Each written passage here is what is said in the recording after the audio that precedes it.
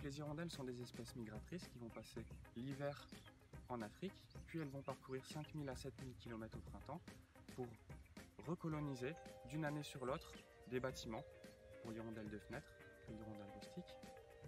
Elles sont fidèles, donc au lieu d'une année à l'autre, mais aussi fidèles, le couple est fidèle entre eux, et elles vont construire un nid formé de boue et de salive pour y élever les jeunes jusqu'à l'envol. Elles sont donc présentes en France d'avril à septembre inclus.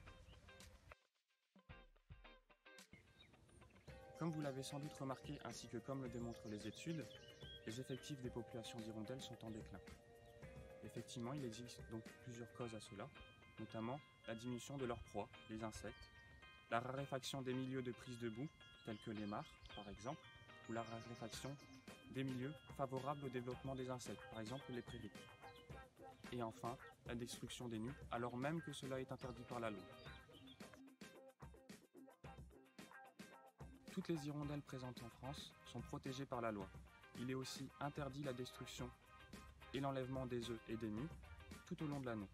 Cela est un délit qui peut être puni jusqu'à 15 000 € d'amende et ou une peine d'emprisonnement d'1 an. En effet, il peut y avoir quand même des problèmes de cohabitation, mais il existe des solutions simples à mettre en œuvre pour que cette cohabitation se passe bien, telles que la mise en place de planchettes par exemple.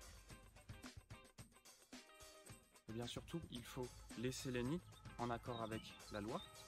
Vous pouvez aussi appliquer la gestion différenciée de votre jardin, c'est-à-dire laisser pousser l'herbe, mais pas tondre à tout va, pour favoriser le développement des populations d'insectes, leurs proies.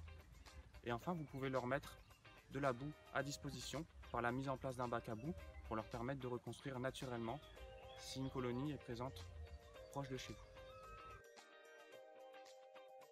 Vous trouverez plus d'informations sur les hirondelles à l'aide de fiches sur notre site internet Picardie Nature, ainsi que sur d'autres espèces de la faune sauvage qui nous entourent, sur ce site internet, ainsi que sur la base de données ClickNat. Je vous souhaite donc de très bonnes observations de la faune sauvage qui nous entoure. N'hésitez pas à partager ces observations sur la base de données ClickNat